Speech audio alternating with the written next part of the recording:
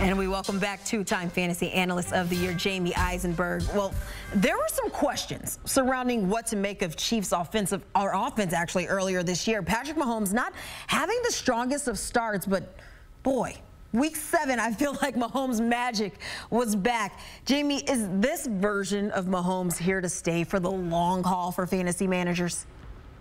Oh my God, I hope so. I mean, this is why you drafted him in some cases in the first round in one quarterback league, certainly as the #1 overall pick in Superflex and 2 quarterback leagues. You know, we've been waiting for one of these games, and he's had some good moments. We know Travis Kelce missing Week 1 and then sort of getting off to a little bit of a sluggish start. But I think the biggest thing is that they may have found the second option in this passing game, and that's Rashee Rice, the rookie wide receiver. You know, we were expecting him to sort of take a step forward, and who knew what would happen with the addition of Mecole Hardman? But you saw what Mahomes was able to do with other players stepping up, and it wasn't just Rice, it wasn't just Kelce. Valdez-Scantling catching a touchdown, Isaiah Pacheco catching a touchdown. I mean, he was doing whatever he wanted to today, Mahomes was. So we hope this is the jumping off point. You know, this is a team that clearly, you know, you could say Super Bowl hangover and everything that goes along with playing the long postseason and just getting a little bit of a sluggish start and getting challenged by one of their division foes. But if Mahomes looks anything close to this, there's going to be a lot of happy fantasy managers, certainly Travis Kelce. But again, if Rashee Rice is still available on your waiver wire, please go pick him up because he looks like he's going to be a superstar rest of the way. Yeah, I may or may not be guilty of being one of those people that did draft Patrick Mahomes in the first round. And that season, he did deliver for me. But speaking of delivered, your pick of the week delivered. You nailed it. Cleveland Browns running back Jerome Ford carrying 11 times for 74 yards and a touchdown. Also caught 2 of his 4 targets for 20 yards. But he went down with an injury during the 4th quarter against the Colts and was seen wearing a boot on his right foot after the game. Just how should fantasy managers feel after the news of Ford? Well, I mean, you want to make sure he's going to be okay. You know, clearly he's done a nice job stepping up for Nick Chubb. This was his best performance, you know, from a total standpoint, you know, in terms of total production. You know, he had a 2-touchdown game against the Titans in Week 3. That was nice from a fantasy standpoint, but he really hadn't had a game like this, and he probably would have had a better performance if he didn't get hurt. But, you know, now they'll turn to Kareem Hunt, they'll turn to Pierre Strong, you know, so we'll see how long Ford's going to be out. But it was just, you know, great that he got that big run early in the game, the 69-yard touchdown run. So I hope he's okay because the matchups are a lot better for him than they were the first 3 times that he had to play without Chubb on the field. And we see that this Browns offense, based on the quarterback play, they're going to run through their running game. So I hope Jerome Ford's not going to be out for an extended period of time. Again, Kareem Hunt will step up, Pierre Strong will step up, but Ford delivered this game, and hopefully he'll be okay moving forward.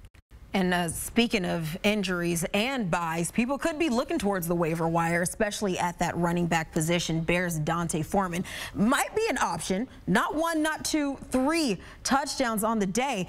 Is he worth a grab, or do you think this outing could have been an outlier for the running back?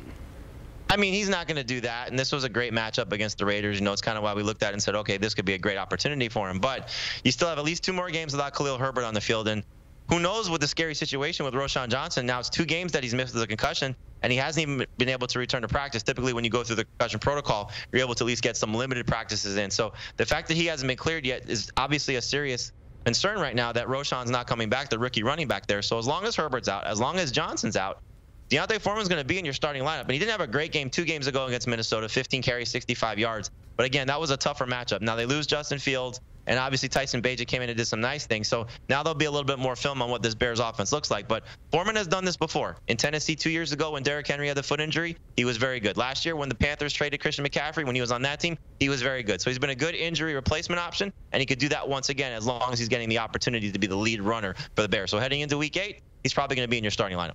Okay, Jamey, is it really the NFL if there isn't a little bit of controversy? How about for the Giants? Tyrod Taylor leading the team to their 2nd win of the season. Are you more comfortable seeing Tyrod Taylor starting for the Giants over Daniel Jones?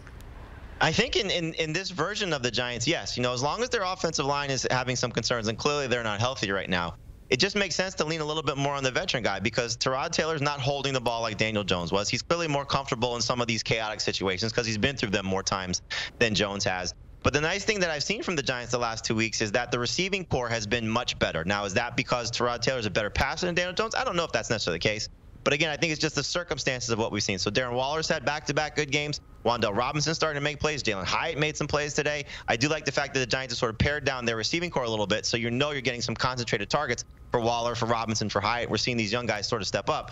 But at this point, if you're the Giants, why would you return to Daniel Jones while he's less than 100% and while the offensive line is struggling? So let Taylor carry the load for a little bit. We know it's a huge game in that market. Jets versus Giants in Week 8. The Giants do not want to lose that game.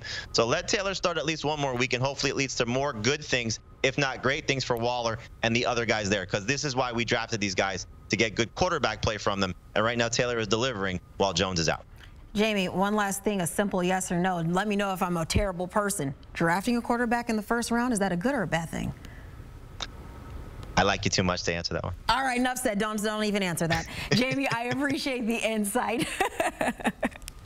Thank you. And if you want more from Jamey, including that advice he just gave me, that nonverbal advice, you're going to want to check out the Fantasy Football Today podcast. Jamey is joined by Heath Cummings, Dave Richard, and Adam Azer throughout the year, giving you all the advice you need to win your league. And it's available wherever you get your podcasts.